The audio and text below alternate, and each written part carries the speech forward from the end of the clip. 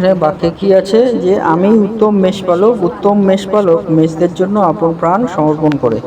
যোহন 10:11 অর্থাৎ আমাদের পিতা ঈশ্বর তিনি আমাদেরকে বলছেন যে তিনি উত্তম মেষপালক। তাই আসুন আমরা বাক্য আমরা প্রার্থনা করি, তারপরে আমরা ঈশ্বর বাক্য এই বিষয় আমরা আলোচনা করব। স্বর্গীয় পিতা, আমাদের মেষপালক প্রভু, তোমাকে ধন্যবাদ দিই প্রভু। তোমার চরণ তলে আরেকটি বার আমাদের জীবনকে সমর্পিত করি প্রভু এই সময় প্রভু তোমার যে বাক্য শোনার সুযোগ করে দিয়েছো, সেই বাক্যের মধ্যে দিয়ে তুমি আমাদের জীবনে কথা বলো, সঙ্গে থাকো এবং আমাদের প্রত্যেকের আত্মিক জীবন প্রভু তুমি সবল করো, দৃঢ় করো এবং বৃদ্ধি দান করো প্রভু। তোমার পবিত্র আত্মার সহায়তায় সঙ্গে থাকো, এই প্রার্থনা প্রভু যিশু নামে চাই, আমেন। জয় যিশু। আজকে পিতা ঈশ্বর আমাদেরকে একটি বিষয় তিনি আমাদেরকে বলেন, সেইটি হলো যে তিনি আমাদের উত্তম মেষপালক। হ্যাঁ, মেষপালক আমরা জানি যে মেষপালক কাদের বলে। যারা গরু ভেড়া অনেক অনেক ছাগল গরু ভেড়া এই যে পশুপালন যারা করে, ওই ওই ওই তাদের কাজ হলো ওই পশুদেরকে নিয়ে চড়ানো, তাকে খাবার দেওয়া, তাকে রক্ষা করা, এই সমস্ত কিছু কিন্তু এই মেষপালকের কাজ। হ্যাঁ, তাই পিতা ঈশ্বর তিনি আমাদেরকে বলছেন যে আমি উত্তম মেষপালক। আমরা পশুপালন যারা করে তারা মেষপালক, কিন্তু প্রভু যিশু বলছে আমি উত্তম মেষপালক। মানে যে কেন তিনি উত্তম মেষপালক বলছে, কারণ প্রভু যিশু প্রথম বিষয় তিনি বলতে চান আমি উত্তম মেষপালক। উত্তম মেষপালক কেন? কারণ যে তিনি সেই মেষদের যে ব্যক্তিগত বিষয় সকল তিনি কিন্তু ভালো করে জানেন। হ্যাঁ, যেমন আপনার গরু আছে বা ছাগল আছে, যা আছে, সেই গরুর কি সমস্যা হচ্ছে আপনি বুঝতে পারছেন কিন্তু তার সঙ্গে থেকে থেকে আপনি বুঝতে পারছেন, তাকে ব্যক্তিগতভাবে আপনি ভালোভাবে বুঝে গেছেন যে তার কোন সময়টা শরীরটা খারাপ হচ্ছে, কোন সময় খেতে সমস্যা হচ্ছে, কোন সময় সে দুর্বল মতো হয়ে পড়ছে আপনি বুঝতে পারছেন, কোন সময় সে ভালো থাকছে সেটাও আপনি বুঝতে পারছেন। সেই ঠিকভাবে প্রভু যিশু তিনি বলছেন যে যে মেষপালক যেমন তার মেষদের বিষয় জানে, সেই ঠিকভাবে আমিও তোমাদের প্রত্যেকটা বিষয় আমি জানি। হালেলুয়া। এই বিষয় কিন্তু পিতা ঈশ্বর বলেন। হতে পারে আজকে আমাদের কেউ ভালো আছে, বা হতে পারে আমাদের কেউ দুঃখে আছে, কষ্ট আছে, যন্ত্রণা আছে, যে ভিতরকার যে বিষয় সেটা তো সব কিছু বিষয় আমি আপনার সম্পর্কে জানতে পারবো না। আমার সম্পর্কে সমস্ত যে দুঃখ কষ্টগুলো সমস্ত কিছু হয়তো আপনিও নাও জানতে পারেন, কিন্তু প্রভু তিনি বলছেন যে আমি তাদের বিষয়ে, আমার সন্তানদের বিষয়ে ব্যক্তিগতভাবে আমি সমস্ত কিছু জানি। হালেলুয়া। হ্যাঁ, সেই জন্য পিতা ঈশ্বর তিনি বলছেন যে আমি উত্তম মেষপালক। আর তিনি যখন জানে, যেমন আপনার সেই গরু তার কি সমস্যা হচ্ছে আপনি সেই তার ঠিক করার জন্য সেই ব্যবস্থা করছেন, সেটিকভাবে প্রভু তিনিও আমাদেরকে সেই আমাদের ব্যক্তিগত যা কিছু সমস্যাগুলো আছে প্রভু তিনি করবেন। হ্যাঁ, যদি আমরা সেই পিতা ঈশ্বরকে আমাদের জীবনের পালক হিসাবে আমরা প্রকাশ করি, হ্যাঁ প্রভু তুমি আমার জীবনের মেষপালক, আর এই হলো আমার জীবনের ক্ষতগুলো, এই হলো আমার জীবনের দুঃখগুলো, পিতা ঈশ্বর তিনি আমাদেরকে সেই বিষয় থেকে আমাদেরকে দয়া করবেন। তাই তিনি বলছেন যে তিনি উত্তম মেষপালক। যোহন 10:14 সেই বিষয় বলে যে তিনি আমাদের সম্পর্কে ব্যক্তিগতভাবে সব জানেন। যোহন 10:14 বলছে আমি উত্তম মেষপালক, আমার নিজের সকলকে আমি জানি এবং আমার নিজের সকলে আমাকে জানে। হালেলুয়া। হ্যাঁ, প্রভু তিনি বলছেন আমার যারা নিজের তাদেরকে আমি সকলকে জানি আর তারাও আমাকে জানে। হালেলুয়া। এইটাই পিতা ঈশ্বর তিনি বলছেন যে ব্যক্তিগতভাবে তিনি আমাদের জানেন, তাই তিনি আমাদের উত্তম মেষপালক। এবং দ্বিতীয় বিষয় পিতা ঈশ্বর বলেন যে তিনি উত্তম মেষপালক বলতে তিনি বলতে চান যে তিনি আমাদেরকে যে বিপদ থেকে তিনি আমাদেরকে রক্ষা করে চলেন। যদি আমাদের পশু থাকে আর সেই পশু বাইরে থেকে কোনো কুকুর আসে আর এসে ঘেউ ঘেউ করে তাকে আঘাত করতে যায়, আমরা কি করব? সেই গরুটাকে, হ্যাঁ আমাদের পশুটাকে বাঁচানোর জন্য ওই কুকুরটাকে আমরা লাঠি দিয়ে তাড়িয়ে দেওয়ার চেষ্টা করব। সেটি কীভাবে? প্রভু তিনি আমাদেরকে বলছেন যে আমিও সেই উত্তম মেষপালক, তোমাদের বিপদ থাকলে সেখান থেকে আমি রক্ষা করার জন্য, কিন্তু আমি তোমাদেরকে রক্ষা করার জন্য প্রস্তুত আমি থাকি। যোহন 10:28 সেই জন্য বলে যে তিনি কিভাবে আমাদের রক্ষা করছেন। সেখানে লেখা আছে যখন 10:28 যে আর আমি তাহাদিগকে অনন্ত জীবন দিই, আর তাহারা কখনোই বিনষ্ট হইবে না, এবং কেহই আমার হস্ত হইতে তাহাদিগকে কাড়িয়া লইবে না। Amen, hallelujah. অর্থাৎ পিতা ঈশ্বর তিনি আমাদেরকে বলছেন যে আমাদের আগামী যে বিপদ, সেই বিপদটা কি? সেই বিপদটা হলো যে যারা প্রভুকে উত্তম মেষপালক হয়ে তার কাছে থাকবে না, তাদের বিপদটা কি? সব থেকে বড় বিপদ হলো নরকের রাস্তা। যদি আমরা তার থেকে আমরা বেরিয়ে আসি, তার খোয়ার থেকে, তার সেই হস্ত হইতে আমরা সরে যাই, তাহলে আমাদের সেই অন্ধকার ভ্রষ্ট রাস্তা, নরকের রাস্তা ও সেই অগ্নিময় সেই হ্রদ, সেইখানে মানুষের সেই কন্যা অনন্ত জীবন ধরে, সেই থেকে পিতা ঈশ্বর তিনি বলছেন যে আমাদেরকে সেই বিপদ থেকে তিনি রক্ষা করবেন, বলতে সেই নরকের হস্ত হইতে আমাদেরকে রক্ষা করে আমাদের অনন্ত জীবন দেবেন। তাই বলছে, আমি যাকে অনন্ত জীবন দিই, কেহ তাহা কাড়িয়া লইতে পারবে না। আমেন। তাই প্রভু তিনি আমাদেরকে বলছেন যে তিনি উত্তম মেষপালক, বলতে তিনি আমাদেরকে কিন্তু আগাম বিপদ থেকে আমাদেরকে রক্ষা করেন। হালেলুয়া। এবং 3 নম্বর বিষয়, তিনি আমাদের উত্তম মেষপালক বলতে তিনি আমাদেরকে বলতে চান যে তিনি আমাদেরকে চালান এবং তিনি আমাদেরকে বিশ্রাম দেন। আমাদের অনেক সময় কি হয় যে আমরা তো দেখেছি যে অনেকে ভেড়া পালন করছে, অনেকে ছাগল পালন করছে, গরু, তারা খাওয়া দাওয়া করছে এক জায়গা থেকে আরেক জায়গায়, কিন্তু তাদেরকে এক জায়গায় বিশ্রামও দেয় যে এখানে তারা চুপচাপ এখানে বিশ্রাম পাক এবং এখানে খাবারটা তারা ভোজন করুক। আবার এইখানে খাবার শেষ হয়ে গেলেও আবার অন্য জায়গায় রাখালরা নিয়ে যায়। রাখালদের যে জীবন, সেই জীবনের চিত্র আপনাদেরকে বলছি। সেইটিভাবে প্রভু আমাদেরকে বলছেন যে তিনি উত্তম মেষপালক, বলতে তিনি আমাদের কিন্তু বিশ্রাম এবং আমাদের খাবার তিনি জুগিয়ে দেন। গীতসংহিতা 23 1 থেকে 1 এবং 2 পদ।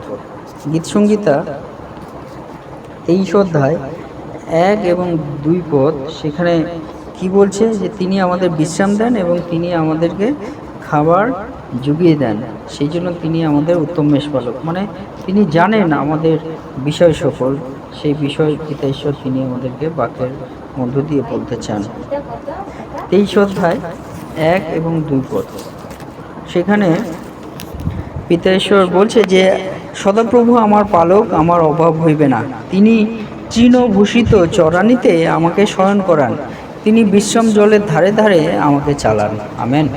অর্থাৎ আমার পালক, সদাপ্রভু আমাদের পালক, আমাদের অভাব হইবে না, এবং তিনি আমাদের বিশ্রাম জলের ধারে ধারে আমাদের চালান। অর্থাৎ তিনি আমাদের খাবার জুগিয়ে দেন আর তিনি আমাদের বিশ্রামও দেন। খাবার, যদি আজকের দিনে আমরা চিন্তা করি কি খাবার আপনার প্রয়োজন আছে।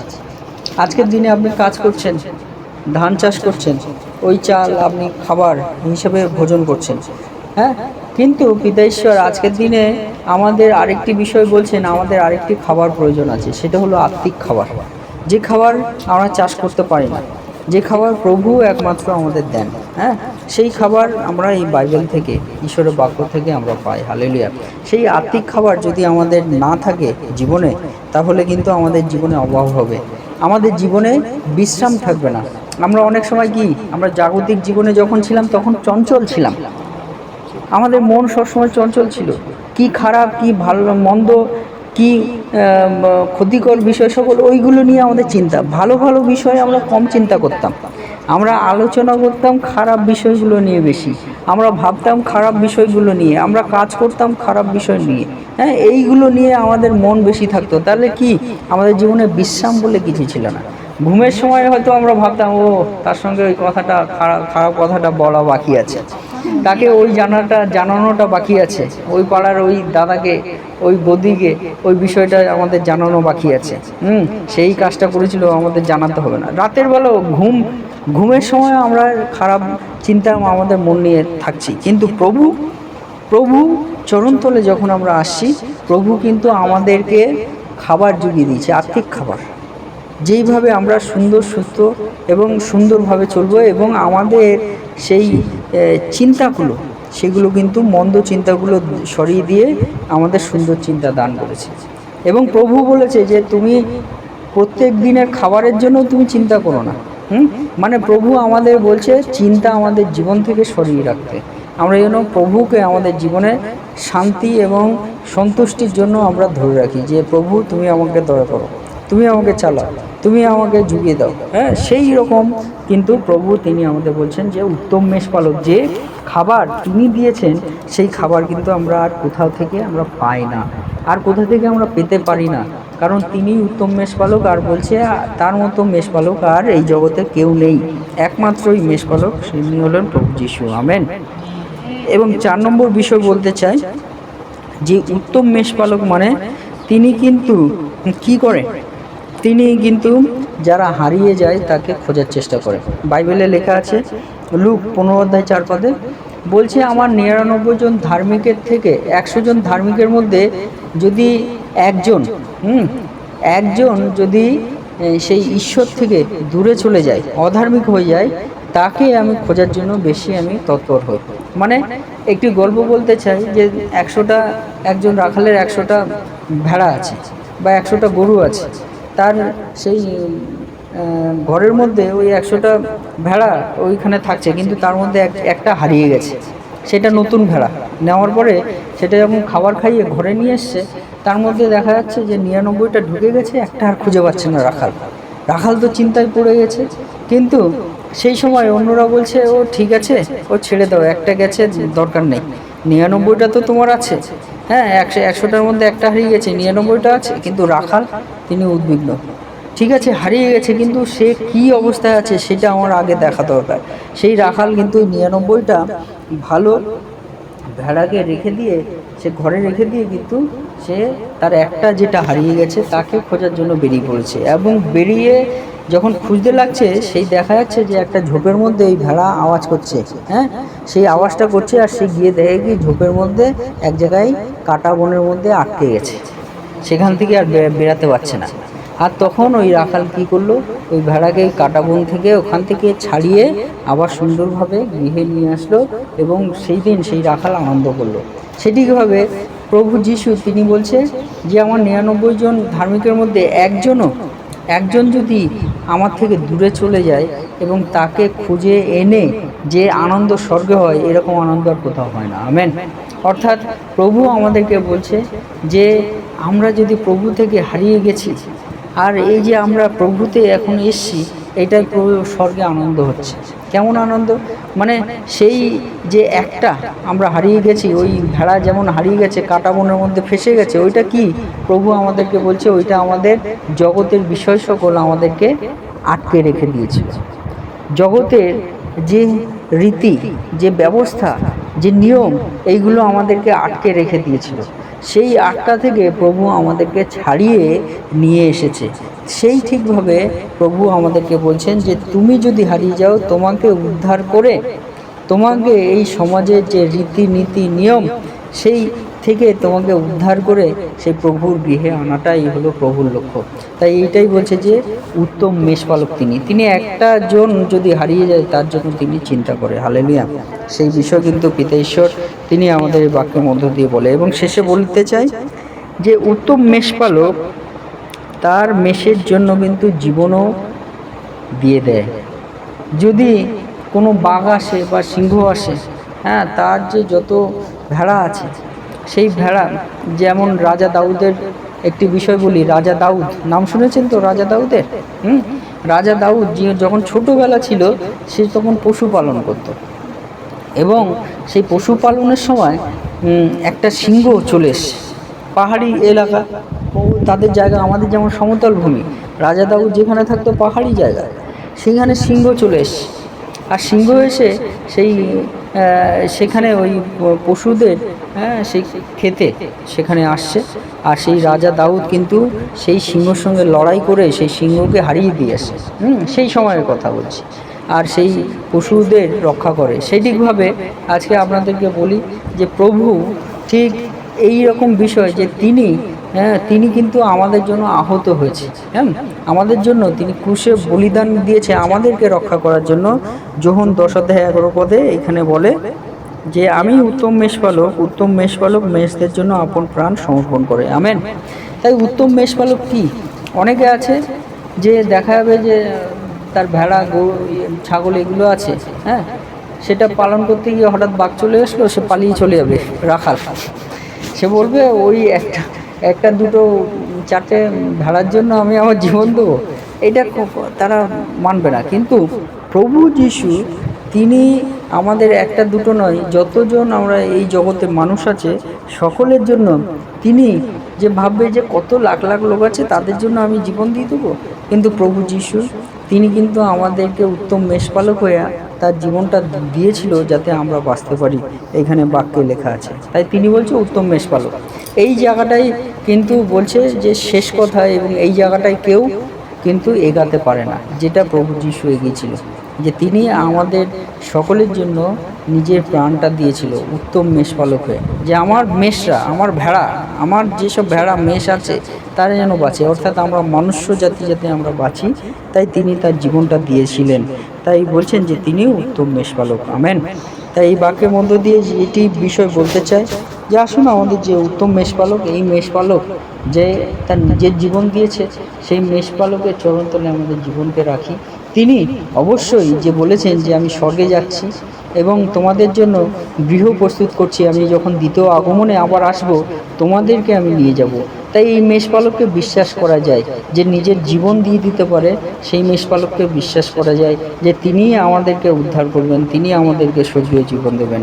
তাই আসুন আমরা সেই উত্তম মেষপালককে আমাদের মনের হৃদয়ে আমরা রাখি, তাকে আমরা ডাকি, তাকে আমরা স্মরণ করি এবং তার চরণতলে আমাদের জীবনকে সমর্পিত করি এবং তার পথে আমরা অনুসরণ করি।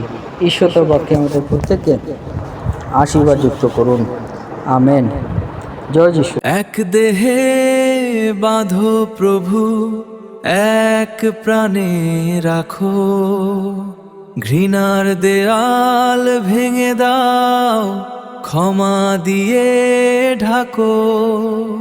ক্রুশের ছায়ায় দাঁড়াই, হাতে হাত রাখি, বাংলার বুকে দেখাক যিশুর একতা।